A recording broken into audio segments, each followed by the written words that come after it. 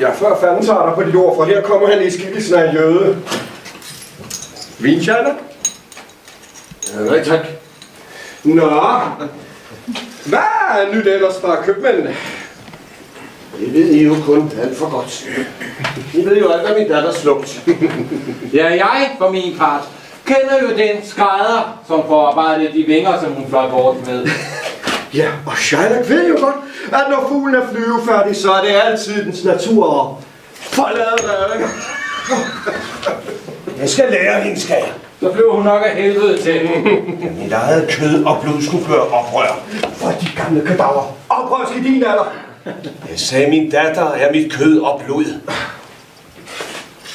Der er større forskel på hendes kød og dit, end på elfenben og stenkul. Større forskel på hendes blod og dit, end på rødvin og rensvin. Men sig os, har I hørt om Antonio Palitat på havet eller ej? Det er endnu en skidt historie. Jeg har overholdt sin pagt.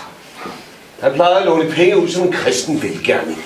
Jeg har overholdt sin pagt. Jeg er sikker på, at I ikke tager hans kød, hvis han bryder den. Hvad kan I bruge det til? Til at sætte på en fiskekrog. Er det ikke brugt som føde for andet, så skal det være føde for min hævn. Han har vandæret mig, skadet mig for 500.000, ledet min tab, gjort grin med min fortjeneste, hånet mit folk, forpurret mine forretninger, gjort mine venner lunkne og ophidset mine fjender. Og hvad er grunden? At jeg er jøde! Har jøde ikke øjne? Har jøde ikke hænder? Arme? Ben? Organer? Skikkelse? Sanser? Lidenskaber? Næres han ikke af den samme føde? Såres han ikke af de samme våben? Er han ikke udsat for de samme sygdomme? Helbredes han ikke af de samme lægemidler? Varmes og køles han ikke af de samme sommer og vinter som en kristen? Hvis I stikker os, bløder vi da ikke. Hvis I kilder os, lærer vi da ikke. Hvis I forgifter os, dør vi da ikke. Og hvis I gør os fortræd, skal vi da ikke tage hævn. Hvis vi er jeres lige i alt andet, men vi er også linjer i det. Hvis en jøde gør en kristen uret, hvilken ydmyghed viser han så? Hævn. Hvis en kristen gør en jøde fortræd, hvad skal hans tålmodighed så være i de kristnes eksempel? Hævn naturligvis. Den nederdrægtighed, I har lært mig, vil jeg udøve. Og det skulle stå sløjt til, om ikke jeg overgår min lærermester. Der kom brev til dig, jødehund.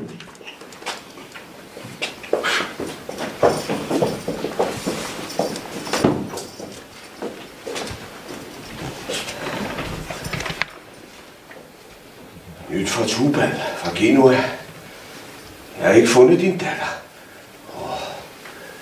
En diamant der borte, som kostede mig 2.000 dukater i Frankfurt.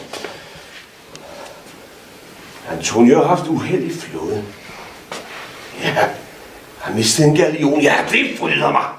Jeg skal pine ham. Jeg skal martre ham. Det fryder mig. Din datter har øslet 80 dukater på en aften. Tuba! Du stikker en dolk i mig. 80 dukater på et bræt. 80. Antonios kreditorer sværger, han går fallit. Ja, håber jeg, han gør. En viste en ring, han havde fået af din datter for en abe. Ja. Giv fanden have hende! Det var min tyrkis! Jeg fik den af Lea, før jeg blev gift. Jeg ville ikke have byttet den bort for en urskov.